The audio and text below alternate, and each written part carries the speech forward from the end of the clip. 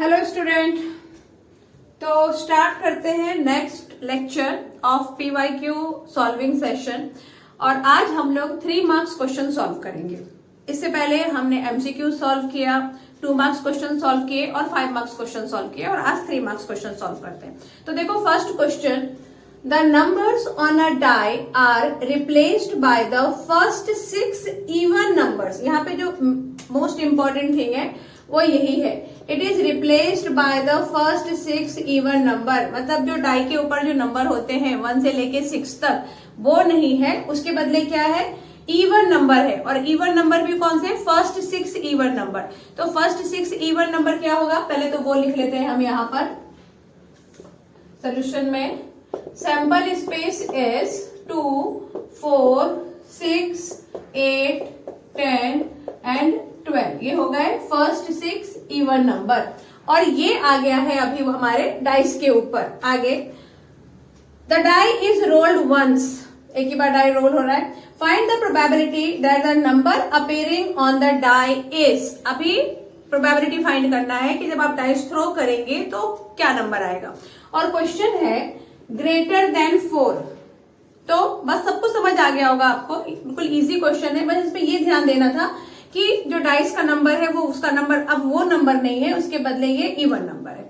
इसी टाइप से वो कुछ भी दे सकते हैं कि ये जो नंबर है ये इन चीजों से रिप्लेस हो गया है। तो फिर आपको ये समझना है कि जो पहले उसके ऊपर नंबर था वो ना होके जो नया वो बोल रहे हैं अब वो है, और उसको लेके हमें क्वेश्चन सॉल्व करना है। ठीक है सॉरी, ग्रेटर देन 4, तो इवेंट ले लो, let even, it is even event. E2 ले लो, इसको E3 ले लो, क्योंकि एक ही क्वेश्चन में है तो आप इसको इस तरह से भी ले सकते हो।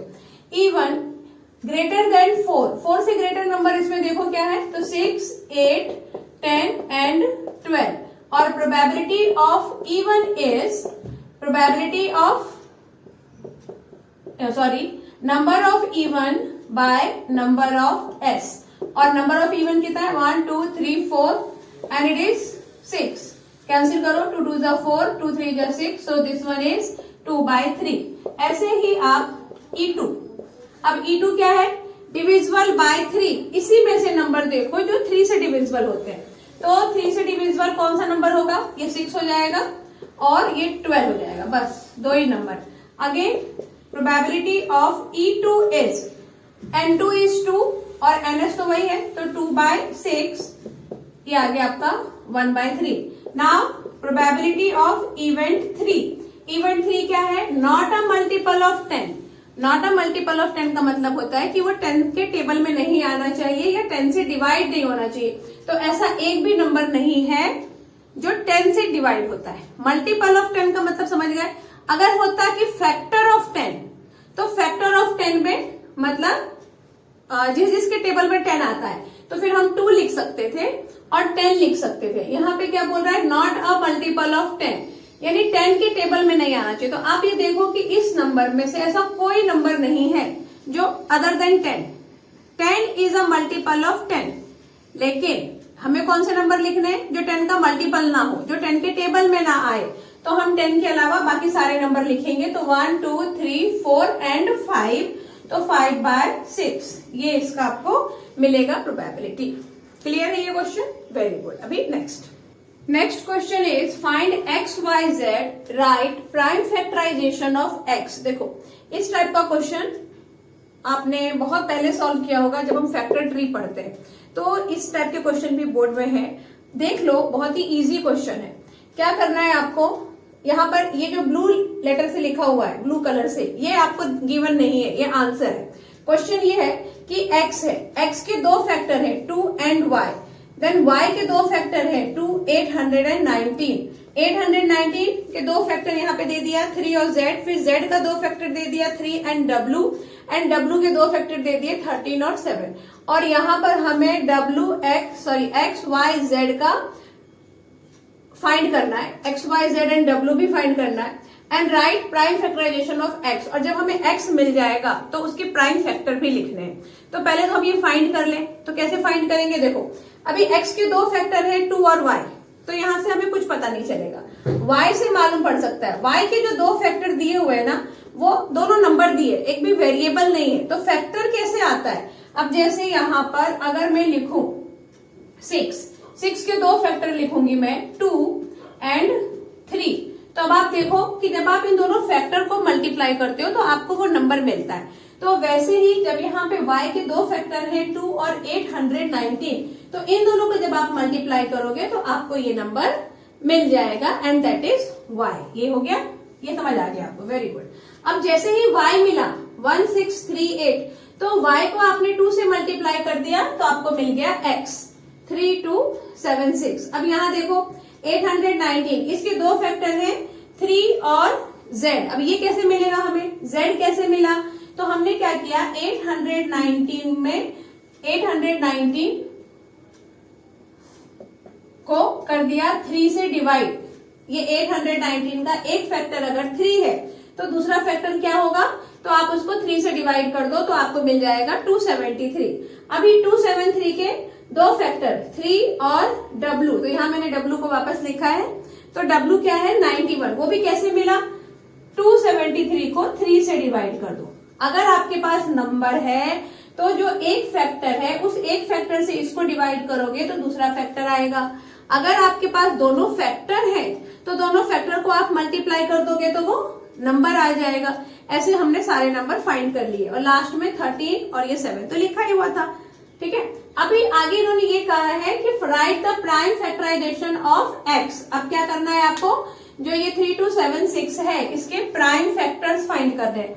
प्राइम फैक्टर्स मतलब प्राइम फैक्टर्स फाइंड करना है, मतलब आपको इसको फैक्टराइज करना है। तो फैक्टराइज करते हैं 3276, यहाँ 6 लिखा है तो 2 से जाएगा, 2 1 जा 2, 6 जा 12 और ये 2 3 जा 6, 8 जा 16, फिर 2 6 जा 2 8 जा 16, 2 1 जा 2, 9 जा 18।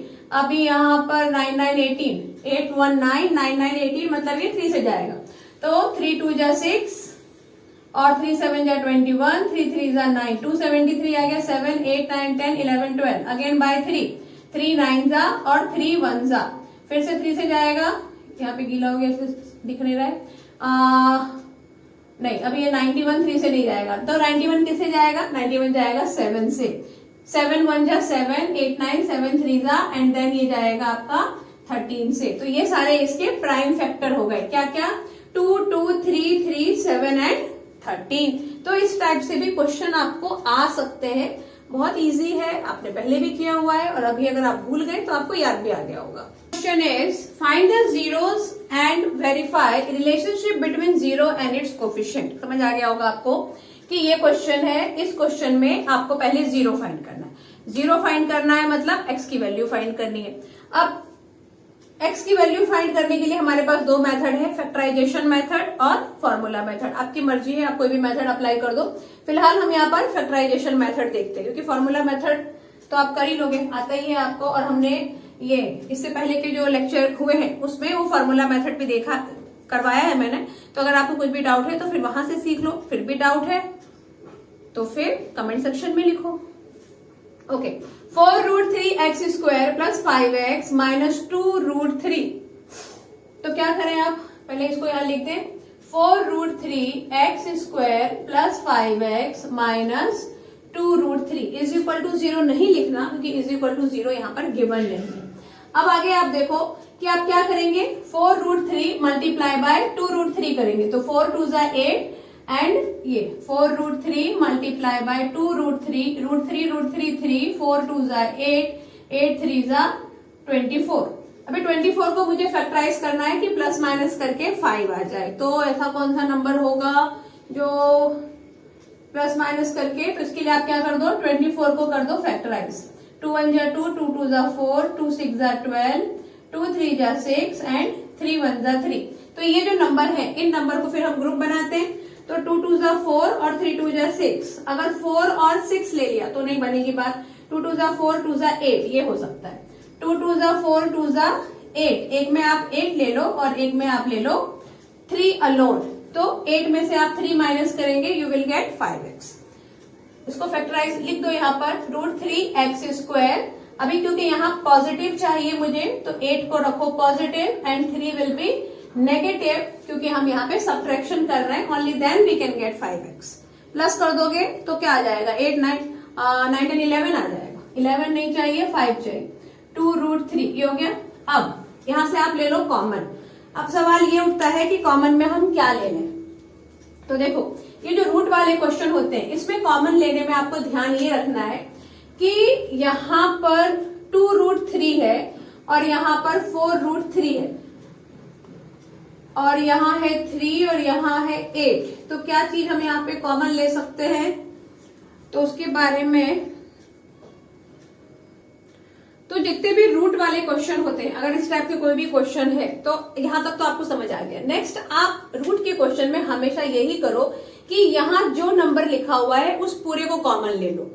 ठीक है, अब मैंने यहां से 4√3 और x को कॉमन ले लिया क्योंकि x दोनों के पास है। प्रॉब्लम सिर्फ ये था कि नंबर में क्या कॉमन ले, तो ये प्रॉब्लम आपका सॉल्व हो गया कि यहाँ जो भी नंबर है उसको कॉमन ले लो, फिर देखते हैं आगे क्या होता है।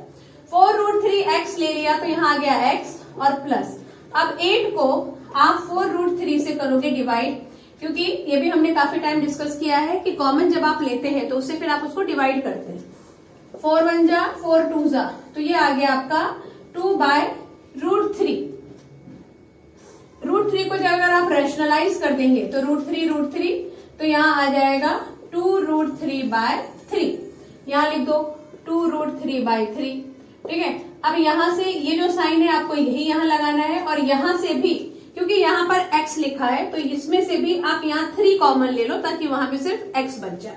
तो आपने 3 ले लिया कॉमन, ये आ गया x, माइनस माइनस ये हो गया प्लस। 2√3 को किससे डिवाइड करोगे, 3 से, तो ये भी आ जाएगा 2√3/3। तो अब आप देखोगे कि हमारा जो दोनों ब्रैकेट है वो इक्वल है। तो समझा आपको कि कॉमन कैसे लेना है। यहाँ का जो नंबर है उसको यहाँ कॉमन ले लो और इधर इसके अकॉर्डिंग बनाने के लिए, क्योंकि यहाँ पे सिर्फ x है तो यहाँ भी सिर्फ x चाहिए, तो यहाँ से आप 3 को कॉमन ले लो। अब ये दोनों बॉक्स इक्वल आ गए, बस हमारी प्रॉब्लम सॉल्व। ये आ गया आपका एक बार एक ब्रैकेट में और एक ब्रैकेट में आ गया 4√3x माइनस 3। यहाँ से x क्या मिल जाएगा आपको, x मिल जाएगा माइनस 2√3/3 और अब यहाँ से x आपको मिलेगा x इज इक्वल टू ये 3/4√3। ऐसा मिल गया हमें। तो ये हो गया हमारा अल्फा और ये हो गया हमारा बीटा। और अब हम करेंगे वेरिफिकेशन। तो वेरिफिकेशन में क्या होता है, alpha plus beta is equal to minus b/a। अब यहाँ पर minus b is 5 and a is 4√3। अब देखो आप अल्फा बीटा सब्स्टिट्यूट करके देखो कि क्या हम ऐसा ला पा रहे हैं। तो alpha is 2√3/3 and beta is 3/4√3। ये है, अच्छा 3/4√3 आ गया, यहाँ 2√3 आ गया। ओके, अब देखते हैं इसको कैसे सॉल्व करना है। Minus 2√3/3 plus 3/4√3। अच्छा, अब इसको आप जब सॉल्व करेंगे इक्वल ये आना चाहिए ना, तो इसको सॉल्व करो और देखो कि क्या आता है। कैसे सॉल्व करेंगे, क्रॉस मल्टीप्लाई कर दो 4√3 और 2√3 को, तो 4 2 जा 8 और √3 इंटू √3 इज 3, 8 3 जा 24 और यहाँ पर 3 3 जा 9 बाय 4 3 जा 12√3, क्योंकि √3 में ये बाहर के नंबर मल्टीप्लाई हो जाएंगे। इज इक्वल टू क्या है, -5/4√3। अब 24 में से आप ये माइनस करेंगे तो यहाँ पे आ जाएगा -15/12√3 इज इक्वल टू -5/4√3। तो आप यहाँ करेंगे तो ये 3 5 जा 15 और 3 4 जा 12, माइनस माइनस कैंसिल करना है कर दो, नहीं तो रहने दो। तो अब आप देख रहे हो कि ये वेरीफाई हो गया, both the side is equal. Next आपको क्या वेरीफाई करना है कि alpha beta is equal to क्या है, c/a है कि नहीं। तो वो मैं इसको मिटाने के बाद सॉल्व करूंगी। तो alpha beta is equal to होता है c/a। अभी अल्फा क्या था हमारा, -2√3/3 और बीटा क्या है 3/4√3 is equal to what it should become, c is -2√3 and a is 4√3। तो ये तो खत्म ही हो जाना है। √3 को कट कर दो और ये 2 1 जा 2, 2 2 जा 4, मतलब -1/2 लाना है। अब यहाँ से देखिए ऐसा कुछ होता है कि नहीं, ये 3 3 कैंसिल, ये √3 कैंसिल, 2 1 जा 2, 2 2 जा 4, -1/2 is equal to -1/2 hence it is verified. ये क्वेश्चन सिर्फ इसलिए मैंने लिया अभी क्योंकि रूट का क्वेश्चन है और रूट के क्वेश्चन में थोड़ा आपको प्रॉब्लम होता है। तो आई होप कि ये सब देखने के बाद आपको याद आ गया होगा कि हमने कैसे सॉल्व किया था पहले भी और आगे भी हमको कैसे सॉल्व करना है। 2 alarm clocks ring their alarms at regular interval of 20 minutes and 25 minutes. If they first beep together at 12 noon, at what time will they beep again together next time? तो इस टाइप का question आएगा तो आपको LCM ही find करना है, least common multiple. ठीक है, एलसीएम फाइंड करेंगे हम 25 का और 20 का और फिर हम देखेंगे कि आगे क्या करना है। 25 और 20 का कर दो एलसीएम, तो 2 से गया ये 25, 2 10 जा, अगेन बाय 2, 5 जा, देन बाय 5, ये हो गया 1 एंड इट इज 5, so 1 1। तो कितना आ गया ये 5 5 जा 25, 25 2 जा 50, 50 2 जा 100, सो एलसीएम इज 100। अभी 100 आने का मतलब ये हुआ कि 100 मिनट के बाद ये वापस दोनों एक साथ क्या करने वाले, रिंग करने वाले हैं। फर्स्ट बीप इनका 12 नून को हुआ था, तो वापस ये एक साथ कब बीप करेंगे ये हमें बताना है। तो कब करेंगे, 100 मिनट के बाद। तो 100 मिनट आप टाइम भी बता सकते हो, तो 100 मिनट को अब क्या करोगे, आप आवर में कन्वर्ट करोगे। तो 100 मिनट को आवर में कन्वर्ट करने के लिए आप इसको करोगे 60 से डिवाइड, तो ये आ जाएगा 1 आवर 40 मिनट, क्योंकि 1 आवर हो गया 60 मिनट का, 60 प्लस 40 इज 100। आप ऐसे भी पता कर सकते हैं। तो इसका मतलब जो नेक्स्ट बीप होगा वो नेक्स्ट बीप क्या कितने बजे होगा, पहले 12 नून पे हुआ था तो 1 PM एंड 40 मिनट, इतने बजे वापस वो एक साथ बजने वाला है। The greater of 2 supplementary angle. अब यहाँ पे एक वर्ड जो यूज किया है सप्लीमेंट्री, इस पे आपको फोकस करना है। तो सप्लीमेंट्री एंगल वो एंगल होते हैं जब दो एंगल को प्लस करके 180 डिग्री आए। तो यहाँ पर इक्वेशन बनाने का पूरा फॉर्मेट हमारे पास रेडी है कि आपको 2 वेरिएबल लेना है और उनको प्लस करके इज इक्वल टू 180 लिखना है। ठीक है, अब आगे देखो, the greater of 2 supplementary angles, जब वो एंगल होंगे तो एक ग्रेटर होगा और एक स्मॉलर होगा, ये लोग बोल रहे हैं। एक्सीड द स्मॉलर बाय 18, जो ग्रेटर है वो कितना ग्रेटर है, 18 डिग्री ग्रेटर है और वो दोनों सप्लीमेंट्री एंगल हैं। तो आप क्या करोगे, एक को ले लोगे x, let the smaller angle is x, तो ग्रेटर एंगल कितना हो जाएगा x प्लस 18। बस वैसे ही स्टार्ट करेंगे हम सोल्यूशन में। Let the measure of smaller angle is, let the measure of smaller angle is x degree. अच्छा, ये वीडियो देखने का आपको फायदा तभी होगा जब आप ये वीडियो देखते देखते खुद से भी क्वेश्चन सॉल्व करेंगे। सिर्फ बैठ के इसको मूवी की तरह देखेंगे तो इसका कोई यूज नहीं है। तो आप भी अपनी बुक में इसको सॉल्व करो। Let the measure of smaller angle is x degree and greater angle कितना होगा, yes, greater angle is x plus 18 degree. ये हो गया x प्लस 18 डिग्री। अब यहाँ पर क्या बोल रहे हैं कि ये दोनों सप्लीमेंट्री एंगल है। इट मीन्स जब मैं स्मॉलर को ग्रेटर के साथ प्लस करूंगी तो कितना आना चाहिए, 180 डिग्री। इतना समझ आ गया इक्वेशन कैसे बना। बस फिर अब ये x 2x 180 minus 18, 10 minus 8 is 2 और ये हो जाएगा 7, 7 minus 1 is 6 and it is 1। x is equal two divided by 2, 2 8 जा 16, 2 1 जा 2, x is equal to 81. So the smaller angle is 81 degree. और अभी आप ग्रेटर तो पता कर ही लोगे, greater 1 x plus 18 means 81 plus 18 और ये हो गया 819 और 819। तो जो ग्रेटर 1 था वो 99 डिग्री है और जो स्मॉलर 1 है वो 81 डिग्री। तो इसमें ध्यान क्या देना था, सिर्फ कि वो दोनों सप्लीमेंट्री एंगल है, उसी की वजह से हमारा ये इक्वेशन बन पाया। ये स्मॉलर एंगल, ये ग्रेटर एंगल, दोनों को प्लस किया, यू गॉट 180 डिग्री। क्लियर है question. Next we have concentric circle. अभी कॉन्सेंट्रिक भी अभी तक आपको याद आ गया होगा कि 2 सर्कल है और दोनों का सेंटर सेम है। यहाँ पर ये दिया हुआ है कि AP इज अ टेंजेंट, ठीक है, और this CD is also the tangent of this smaller circle. OQ का वैल्यू 6 आपको गिवन है, OA is R और आगे आपको फाइंड कर OP इज 20 और फाइंड करना है CD। तो ये पूरा एक ऐसा पैराग्राफ में था, मैंने लिखा नहीं क्योंकि बोर्ड छोटा है, फिर मुझे बार बार इसको वीडियो को पॉज करना पड़ता है। क्वेश्चन आपको समझ गया? ये सिर्फ मैंने इसलिए आपको इतनी बड़ी कहानी सुनाई कि पैराग्राफ में था, क्योंकि फिर से मैं आपको ये बताने वाली हूँ कि अगर कोई चीज पैराग्राफ में है तो आप उसको पढ़ते पढ़ते रफ में लिखते जाओ कि गिवन क्या है, तो आप कम टाइम में क्वेश्चन को समझ पाएंगे। ठीक है, तो अब ये चीज हो गया। अभी मुझे फाइंड करना है CD। तो पहले ये देखो कि इसमें गिवन क्या है। तो गिवन है आपको AP और PA गिवन है और OP गिवन है, ये चीज गिवन है। और मुझे फाइंड करना है CD यहाँ है। तो अब आप देखो, ये आपने पढ़ा हुआ है कि यहाँ पर ये एक ट्रायंगल बन गया और यहाँ पर भी आप पाइथागोरस लगा सकते हैं and you can find this value QD।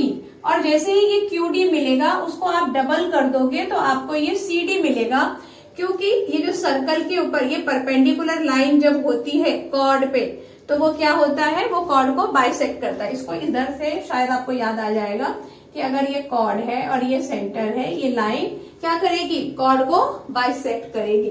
तो अगर मुझे ये रेडियस पता हो, ये तो मुझे मालूम ही है, तो यहां से मैं ये फाइंड कर सकती हूँ। तो इस क्वेश्चन में वही है, हमें क्या पता करना है, मेन ये OD रेडियस। जब आप इसको ध्यान से देखेंगे तो आपको पता चलेगा कि OD is the radius of this bigger circle.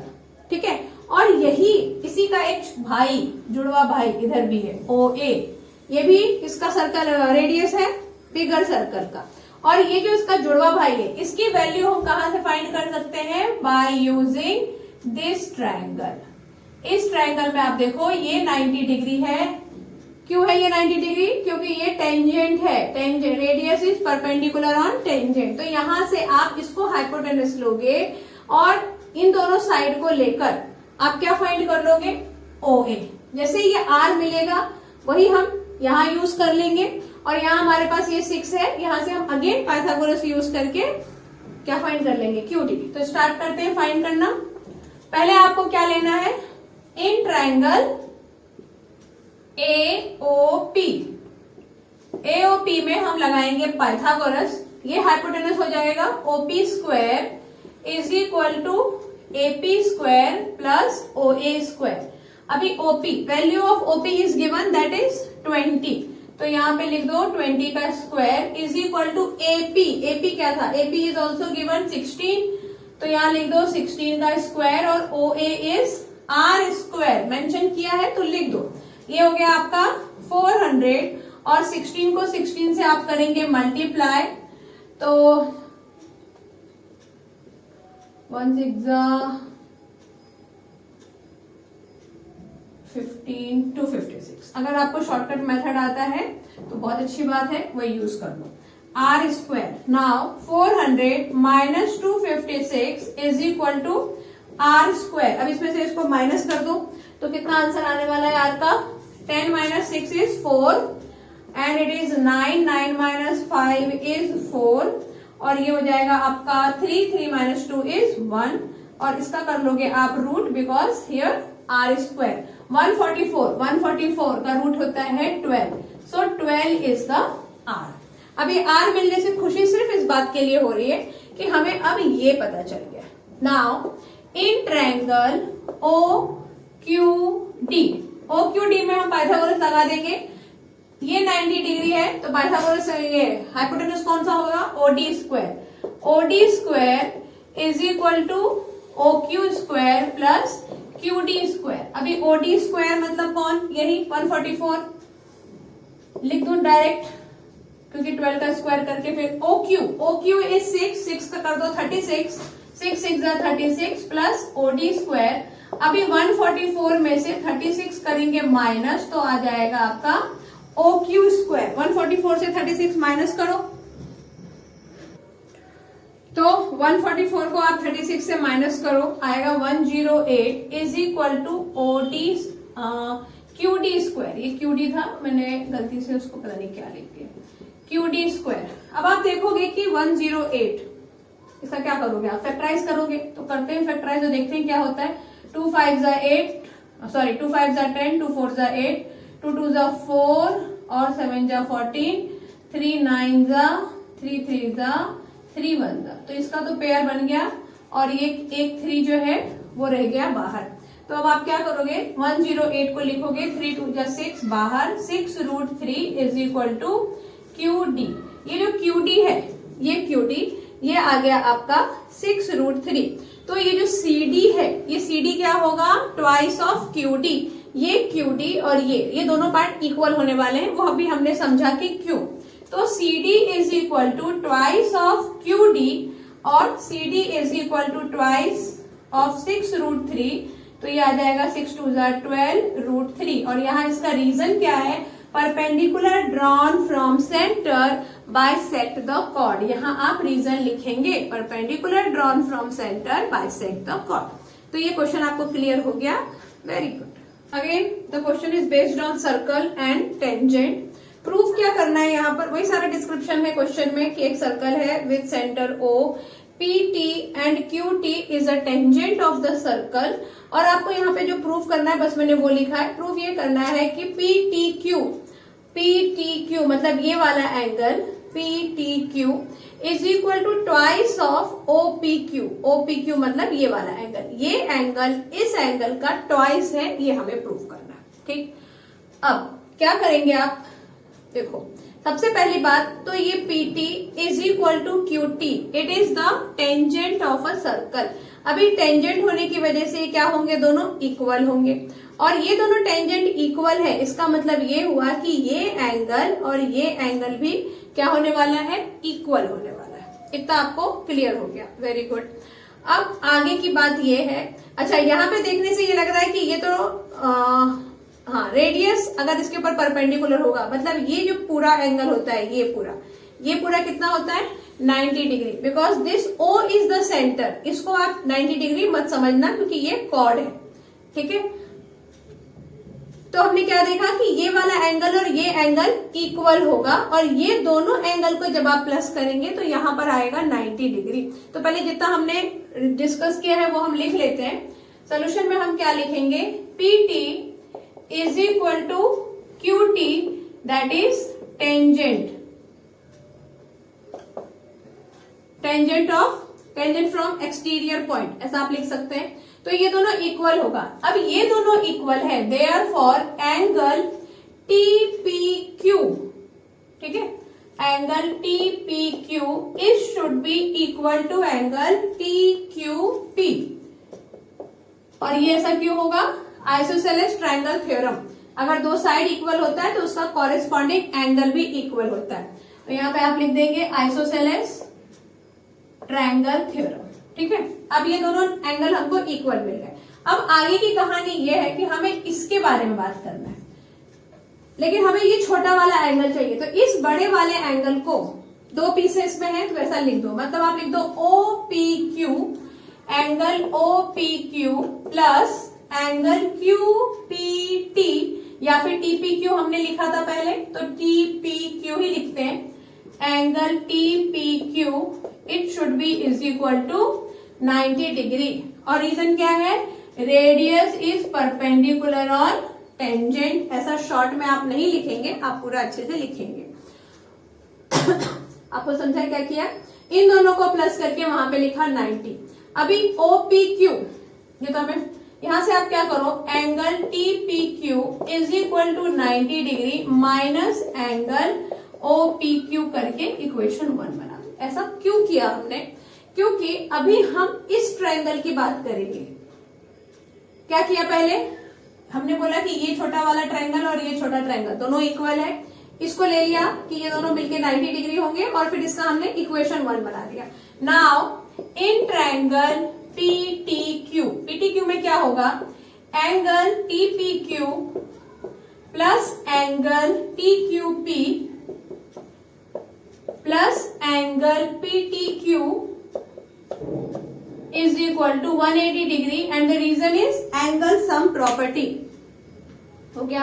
अब TPQ की प्लेस पे क्या लिख देंगे, ये 90 डिग्री माइनस एंगल OPQ। ऐसा हम क्यों कर रहे हैं, क्योंकि हमें जो चाहिए OPQ और PTQ बस उतना ही चाहिए, जितनी भी एक्स्ट्रा चीजें हैं उसको हटाते जाओ। तो TPQ के प्लेस पे हमने ये लिखा, हमने अभी फाइंड किया था, और सेम चीज हम इसके प्लेस पे भी लिखेंगे, क्योंकि हमने अभी देखा था कि ये एंगल और ये एंगल इक्वल है। अगर हम इसके प्लेस पे ये लिख सकते हैं तो हम इसके प्लेस पे भी सेम चीज लिख सकते हैं, बिकॉज बोथ आर इक्वल। तो बिना किसी डिस्क्रिप्शन के यू कैन राइट दिस। और प्लस क्या लिख दो, angle PTQ is equal to 180 degree. अब ये 90 और 90 कितना हो गया, 180 डिग्री। तो यहां लिख दो 180 minus OPQ, and OPQ is 2 angle OPQ is equal to 180 degree. और ये PTQ है उसको उधर लेके जाओ with minus sign, it will transpose. हो गया। अब आप ये 180 और ये 180 को कर सकते हैं माइनस, उसके बाद ये माइनस साइन और ये माइनस साइन भी खत्म हो जाएंगे और ये आ जाएगा 2 of angle OPQ is equal to PTQ। अगर आपको ये नहीं समझा तो वापस इसको रिवाइंड करा लो, क्योंकि ये तो वीडियो है, आप कितनी बार भी सेम चीज देख सकते हैं। Next question, prove that this is equal to this. तो ये भी काफी बार हमने डिस्कस किया है, इसका सेपरेट वीडियो भी है। ये तो बस रिवीजन के लिए मैं आपको बता रही हूँ। क्या करना है, देखो आपको कॉस के फॉर्म में आंसर चाहिए और यहाँ दिया हुआ है कुछ ऐसा। तो जो चीज ज्यादा, इसमें तो खैर आप दोनों ही लेके सॉल्व कर सकते हैं, लेकिन इट इज बेटर कि आप लेफ्ट साइड लो। कॉट थीटा के प्लेस पे आप क्या लिख सकते हैं, कॉट थीटा को हम लिख सकते हैं cos theta by sine theta. ऐसा ही इसलिए लिखना है, नहीं तो अब कॉट को हम 10 भी लिख सकते थे, बट 10 हम नहीं लिखेंगे क्योंकि यहाँ पर हमें कॉस चाहिए, तो हम कुछ वैसा ही लिखेंगे जैसा हमको चाहिए। माइनस कॉसिक थीटा का हो सकता है 1 बाय साइन थीटा और इसका होगा होल स्क्वायर। आगे आप क्या करोगे, साइन थीटा देखो कॉमन है तो आप सीधे लिख दो cos theta minus 1 bye sine theta. अब ये होल स्क्वायर जो है तो दोनों को जैसा सेपरेट में आप स्क्वायर दे दो। Cos theta minus 1 whole square और ये क्या हो गया, साइन स्क्वायर थीटा। तो साइन स्क्वायर थीटा को आप लिख सकते हो 1 minus cos square theta. Formula सबको याद होगा I hope. Sine square theta को हम क्या लिख सकते हैं, 1 माइनस कॉस स्क्वायर थीटा, और इस 1 को हम स्क्वायर डाल सकते हैं बड़े आराम से, वो बिल्कुल बुरा नहीं मानता है। आगे आप देखो कि ये हो सकता है cos theta minus 1 in 1 bracket और डिनोमिनेटर में होगा 1 minus cos theta and 1 plus cos theta. ऐसा क्यों होगा भाई, क्योंकि यहाँ a square minus b square का फॉर्मूला बन गया है और जैसे ही ये फॉर्मूला बनेगा तो नेक्स्ट आपको यही करना है, चाहे ये फॉर्मूला किधर भी बने। आगे आप देखो ये 1 माइनस कॉस थीटा है और ये कॉस थीटा माइनस 1 है, इसको हम कैंसिल नहीं कर सकते हैं, हमें यहां से लेना पड़ेगा माइनस कॉमन लेंगे तो फिर ये भी हो जाएगा 1 माइनस कॉस थीटा। और नीचे क्या है हमारे पास 1 माइनस कॉस थीटा। अच्छा ये 2 था, हाँ ये स्क्वायर था, तो स्क्वायर से जब आप माइनस बाहर लोगे तो फिर ये माइनस माइनस नहीं रहेगा, वो प्लस हो जाएगा। ठीक है, वेरी गुड। अभी 1 माइनस कॉस थीटा और ये 1 प्लस कॉस थीटा, एक माइनस से एक माइनस कैंसिल हो गया तो 1 minus cos theta by 1 plus cos theta. ये चीज आपको समझ में आया कि यहां से माइनस कॉमन लिया, क्योंकि कॉस थीटा माइनस 1 हमारे पास 2 बार है, दोनों में से अगर एक एक बार माइनस आप कॉमन लोगे तो प्लस ही हो जाता है ना, इसलिए वो प्लस हो गया। और बहुत ही interesting question, zeros of quadratic polynomial are alpha beta. यहां तक तो बहुत अच्छा लग रहा है। Construct a quadratic polynomial whose zeros are this and this. यानी क्या करना है, पहले तो आपको ये पॉलिनोमियल उठाना है और इसके जीरो फाइंड करने हैं, मतलब एक्स की 2 वैल्यू फाइंड करनी। कर लिया, एक को ले लो अल्फा, एक को ले लो बीटा। ओके, नेक्स्ट एक और आपको क्वाड्रेटिक पॉलिनोमियल बनाना है जिसके जीरो ये होने चाहिए, मतलब जिसमें अल्फा की वैल्यू ये होगी और बीटा की वैल्यू ये होगी। तो ये अल्फा की वैल्यू हम कहां से लाएंगे, अभी जो हमने अल्फा ढूंढा है वो यहां सब्स्टिट्यूट करेंगे, 2 से मल्टीप्लाई करेंगे, 1 ऐड करेंगे, you will get the new alpha. And similarly beta multiply by 2 plus 1 will give you the new beta. और जो ये नए वाले अल्फा बीटा मिलेंगे उससे आपको एक इक्वेशन बनाना है। समझ आ गया क्या करना है, तो स्टार्ट करते हैं। फर्स्ट जीरो फाइंड करेंगे, x square minus 3x plus 2। काफी इजी क्वेश्चन है, यहाँ पर 2 दे दिया, 2 का फैक्टर क्या होगा, 2 का फैक्टर होगा 2 and 1, और 2 और 1 को ऐड करोगे यू कैन गेट 3, क्योंकि मुझे 2 और 1 को ऐड करना है तो माइनस 2x और माइनस x। ऐसा लिखना पड़ेगा।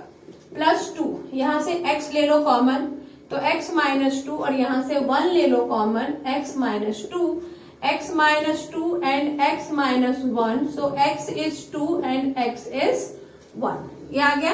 It means alpha can be 2 and beta can be 1।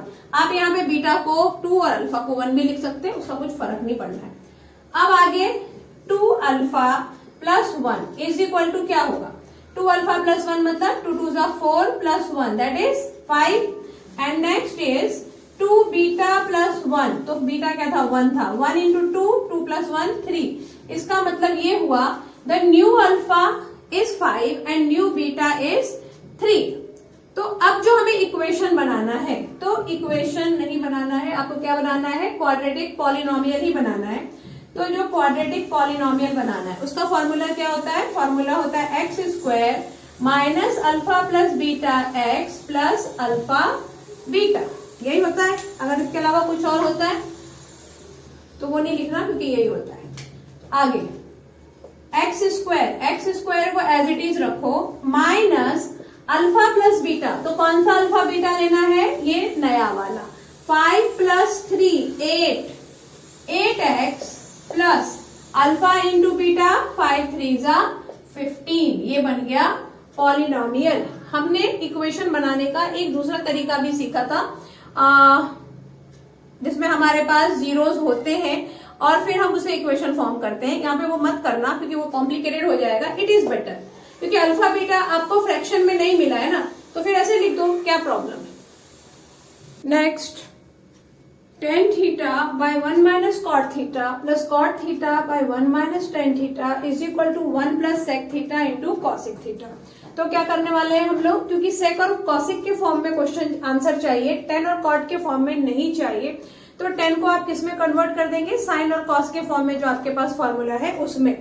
और वैसे भी इसमें कहीं पर भी स्क्वायर नहीं है, तो स्क्वायर का फॉर्मूला नहीं लगेगा, ये आप सब लोग जानते हो। तो tan थीटा की जगह पे आप लिखोगे sine theta by cos theta, और डिनोमिनेटर में 1 minus cos theta by sine theta. अच्छा, यहाँ बार बार फॉर्मूला लिखने की जरूरत नहीं है कि हम ये फॉर्मूला यहाँ पर यूज कर रहे हैं, आप डायरेक्ट भी यूज कर सकते हैं। प्लस कॉट थीटा के प्लेस पे आप लिख देंगे cos theta by sine theta, और डिनोमिनेटर में लिखेंगे 1 minus sine theta by cos theta, ऐसा लिखा। अभी नेक्स्ट ये sine theta by cos theta मैं ऐसे लिख रही हूं ताकि कम जगह ले। साइन थीटा को 1 से मल्टीप्लाई करोगे तो sine theta minus cos theta and the denominator is sine theta. और यहाँ पर क्या होगा, यहाँ पर numerator is same cos theta by sine theta, और यहाँ क्या होगा, इसको इससे मल्टीप्लाई करो तो cos theta minus sine theta and by cos theta. अब आप इसको थोड़ा और सिंप्लीफाई करेंगे, और सिंप्लीफाई करने में क्या करेंगे, देखो ये sine theta by cos theta कितना दिख रहा होगा, हो ये साइन थीटा को लिख दो ऊपर, इसका रेसिप्रोकल लिखेंगे, and denominator is sine theta minus cos theta. यहाँ पर प्लस की जगह मैं माइनस का साइन लगा रही हूँ, क्योंकि यहाँ cos theta minus sine theta है और यहाँ sign theta minus cos theta है, तो सिर्फ माइनस का प्रॉब्लम आ रहा है, तो अब यहाँ माइनस लगा दो, यानी यहाँ हमने माइनस कॉमन ले लिया और वो इधर लिख दिया। ये चीज आपके लिए नया नहीं है, हम बहुत बार पहले कर चुके हैं, इसलिए मैंने ऐसा शॉर्ट में आपको बता दिया।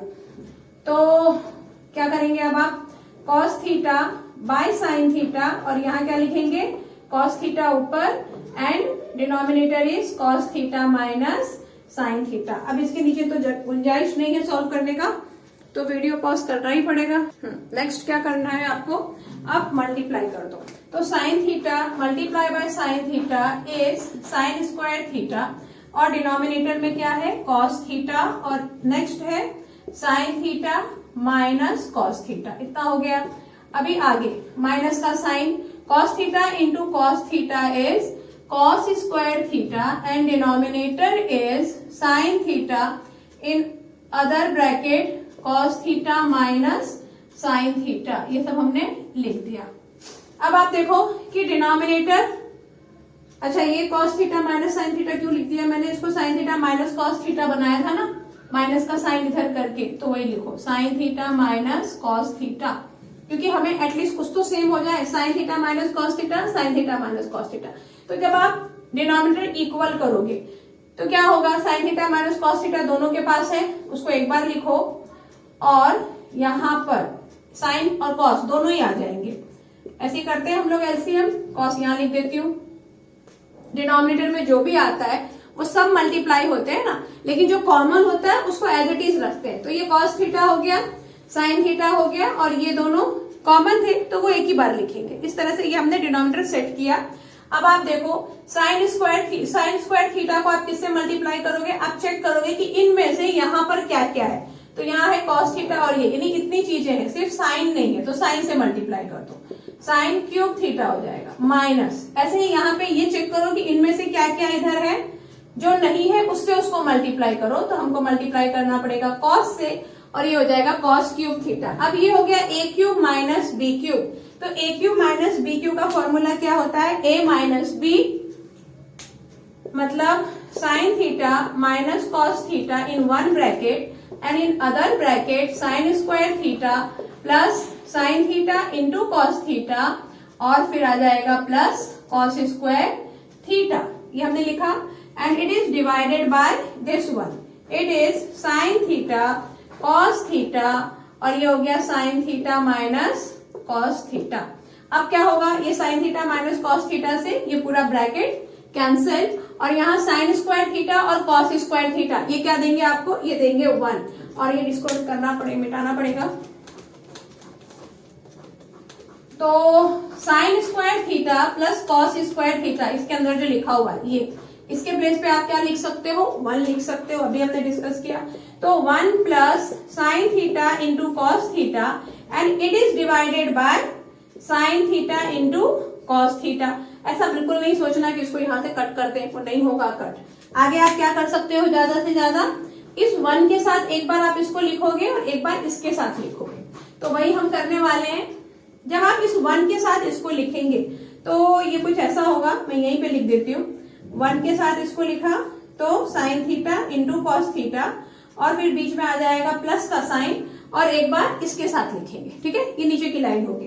तो ये कैंसिल हो जाएगा, और यहाँ पे 1 bye sine theta cos theta है, तो 1 bye sine theta cos theta, 1 bye sine theta की जगह क्या हो जाएगा, कॉसिक थीटा, और 1 बाय कॉस थीटा के प्लेस पे हो जाएगा सेक थीटा, और प्लस क्योंकि ये कैंसिल हो गया तो इसके प्लेस पे हो जाएगा 1, और फिर हमारा राइट हैंड साइड आ गया। नाउ द नेक्स्ट, अच्छा आप देख रहे होंगे कि हम लोग तब से ट्रिग्नोमेट्री के क्वेश्चन ही कर रहे हैं, क्योंकि ये 2 साल के पेपर है, 3 साल के, उसके बाद सैंपल पेपर भी है, और बहुत सारे पेपर होते हैं। जब आप अगर साइट पे देखोगे तो आपको दिखेगा कि बहुत सारे सेट होते हैं, तो उन सब में देखा मैंने। तो ये सारी ट्रिग्नोमेट्री में इसलिए करवा रही हूँ ताकि अगर आप इतना भी प्रैक्टिस कर लें तो होप कि एग्जाम में आपको प्रॉब्लम नहीं होगी। देखते हैं ये वाला question, sine theta plus cosec theta का whole square and cos theta plus sec theta का होल स्क्वायर, और आपको ये प्रूव करना है। और आपने ये भी देख लिया होगा कि ज्यादातर जो ट्रिग्नोमेट्री के क्वेश्चन है वो सब एनसीईआरटी से ही है, एनसीईआरटी से बाहर के ट्रिग्नोमेट्री के क्वेश्चन बहुत रेयर होते हैं। तो ये आ गया। अब इसको हमने कैसे सॉल्व करना सीखा है, देखो ये तो याद रखो कि ये इस तरह से, अगर ये होल ब्रैकेट है तो होल ब्रैकेट है तो पहला तो आप ये सोचो कि क्या हम यहाँ पे a प्लस बी का होल स्क्वायर लगा सकते हैं, हमको लगाना ही पड़ेगा। उसका पीछे रीजन ये है कि आपको प्रूफ क्या करना है, टेन स्क्वायर और कॉट स्क्वायर लाना है। तो टेन और कॉट ये इनके जो स्क्वायर का फॉर्मूला में ही आएगा, बिना स्क्वायर के आप टेन और कॉट के फॉर्म में सेक को भी नहीं लिख सकते हो और कॉसेक को भी नहीं लिख सकते हो। क्लियर है ये बात, सेक और कॉसेक का जो टेन और कॉट का फॉर्मूला आता है वो स्क्वायर वाला आता है, और इनके पास स्क्वायर नहीं है, इनके पास होल स्क्वायर है। तो होल स्क्वायर को पहले आपको एक्सपांड करना पड़ेगा by taking left hand side, a plus b का होल स्क्वायर लगाओ तो ये हो गया a square plus b square plus 2ab यानी 2 sine theta into cosec theta, और ऐसे ही यहाँ पे लगेगा तो ये हो गया a square plus b square plus 2 cos theta into sec theta.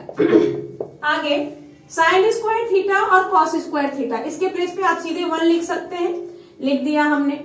फिर ये sign theta into cosec theta ये होता है 1, क्योंकि वो एक दूसरे का रेशो है। फिर कॉस थीटा और सेक थीटा, इसका भी क्या होगा वैल्यू 1। तो 2 into 1 is 2 and again 2 into 1 is 2, ये हमने लिखा। फिर कॉसिक स्क्वायर थीटा, इसके प्लेस पे आप क्या लिखोगे, इसके प्लेस पे आप लिखोगे कॉट स्क्वायर थीटा प्लस 1, और सेक स्क्वायर थीटा, इसके प्लेस पे आप लिखोगे 1 प्लस टेन स्क्वायर थीटा। यहां पर भी 1 plus cot square theta is also correct. Square की जगह हमने ये लिखा, ये हमने इसलिए लिखा क्योंकि हमें 10 और कॉट चाहिए था, तो उसका वही फॉर्मूला है। आगे देखो अब नंबर कितने आ गए, 2 2 4 1 5 6 एंड 7, तो यहाँ पे आ गया 7, और ये प्लस प्लस आपको 2 बार लग रहा होगा, ये 10 लिखा है, तो 7 plus cot square theta plus tan square theta, this is the right hand side. Question is cos A is 5/13, then verify this। अब ये वेरीफाई करना है, वेरीफाई करना यानी अब आप यहाँ पे फॉर्मूला वगैरह लगा के ये नहीं ला सकते हो, आपको क्या करना है, cos, tan, sin, cot, इनकी वैल्यू यहाँ सब्स्टिट्यूट करना है, लेफ्ट साइड में भी और राइट साइड में भी, और देखना है कि दोनों के आंसर इक्वल आते हैं कि नहीं। ठीक है, समझ आ गया क्या करना है। तो cos का वैल्यू 5/13 गिवन है, उससे आप tan, sin, cot सब कुछ फाइंड कर सकते हैं बाय पाइथागोरस, तो वही करेंगे हम लोग यहाँ पर। आप आइडेंटिटी यूज करके भी कर सकते हैं, फिलहाल मैं पाइथागोरस ही लगा रही हूं। 5, अच्छा cos का फॉर्मूला क्या होता है, base by hypotenuse, so 5x, यहाँ पे x या k कुछ भी लिख लो, और ये हो गया 13x, के ही लिखती हूँ क्योंकि हमने अभी तक k के साथ ही सॉल्व किया है। ये हो गया 5/13, और आपको क्या फाइंड करना है, दिस AB।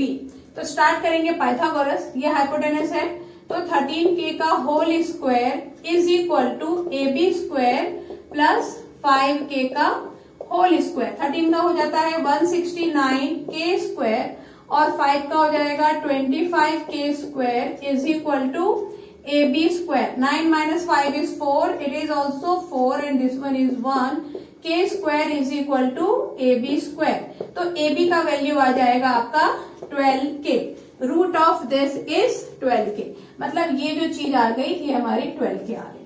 अभी 12k आ गया, कॉस तो हमारे पास था ही, साइन का वैल्यू, तो साइन A, क्योंकि यहाँ पे A लिखा हुआ है तो मुझे कायदे से A यहाँ लिखना था, A, B और C। तो साइन A का वैल्यू क्या होगा, साइन A का वैल्यू हो जाएगा 12k/3k, 12k/3k, k कैंसिल, और ये आ जाएगा 4k/1। साइन A का वैल्यू, अच्छा सीधे 4k लिखो, k भी तो कैंसिल ही हो गया था, इसका वैल्यू हो गया, ओके ये 13 था, 3 नहीं था। मैं तो खुश हो गई कि वाह बहुत अच्छा वैल्यू मिल गया है, ज्यादा प्रॉब्लम नहीं। साइन A वॉज 12/13, 12k/13k हो गया, तो 12/13। ऑनलाइन लेक्चर का ये एक ड्रॉबैक है कि हम कितना भी रॉन्ग करते जाए, आप वहां से बता नहीं सकते कि मेरे साथ रॉन्ग कर रहे हो। Okay, 12/13 is sine. आगे क्या चाहिए मुझे, 10 चाहिए, तो 10A is 12/5 perpendicular by base, ये तो कैंसिल ही हो गया, और कॉट क्या हो जाएगा, इसी का रेसिप्रोकल 5/12। और भी कुछ चाहिए, और नहीं चाहिए कुछ, तो ये सारी वैल्यू हमें मिल गई है। इन्हीं सारी वैल्यू को हम सब्स्टिट्यूट करेंगे और सॉल्व करेंगे। तो मैंने सारी वैल्यू यहाँ पे सब्स्टिट्यूट कर दिया है, अब सॉल्व करते हैं। क्या कैसे सॉल्व करेंगे ये आपको आता ही है। 5/13 है, उसको रहने दो, लिख देती हूँ यहाँ पे 5/13, और डिनोमिनेटर में 5 1 जा 5 माइनस 12/5, यहाँ पर भी वैसे ही 12/13, और ये क्या होगा 12 1 जा 12 माइनस 5/12। अभी ये है 5/13, और यहाँ पे इसका भी आप रेसिप्रोकल लिखोगे तो 5 ऊपर, और 5 माइनस 12 करेंगे तो कितना आएगा 7, माइनस 7 आ जाएगा, तो ये माइनस को ऊपर लिख देती हूँ, प्लस यहाँ पर 12/13 और इंटू 12 ऊपर जाएगा, और 12 माइनस 5 इज अगेन 7, पॉजिटिव 7 आ गया यहाँ पर। और अब आप देखो कि ये हो गया माइनस 5 5 जा 25, 7 3 जा 21, 7 1 जा 7, और 8 9 81, और यहाँ पर भी क्या आया 12 into 12 is 144/81, denominator is same, तो 144 में से 25 माइनस कर देंगे, क्या आंसर आ जाएगा, जो भी आंसर आएगा उसको वहां पे लिखो और चेक करो। तो यहाँ पे एक मिस्टेक हो गया था कि मैंने 81 लिखा था, या 91 करो, 13 7 जा 91, ये हो गया। अभी 25 और 114 माइनस किया तो 119 बाय 91, और इसको आप किससे कैंसिल कर सकते हो, 7 से, तो 17 बाय 13 आ जाएगा बाय सॉल्विंग दिस। यानी लेफ्ट हैंड साइड को जब हमने सॉल्व किया वी गॉट 17 बाय 13। और अब हम राइट हैंड साइड में वैल्यू सब्स्टिट्यूट करेंगे, तो राइट हैंड साइड हमारा क्या है, cos, cos is 5 by 13 and sine is 12 by 13। तो ये तो ज्यादा कुछ करना ही नहीं पड़ेगा, you can add this and get 17 by 13। तो यहां से हम बोल सकते हैं कि भाई left hand side and right hand side is equal and hence it is verified. तो बस यहीं पे लेक्चर को एंड करते हैं, और बाकी के क्वेश्चन नेक्स्ट लेक्चर में। बहुत अच्छे से एग्जाम लिखिए, बहुत अच्छे मार्क्स लेकर आइए। My all good wishes are with you. Thanks for watching.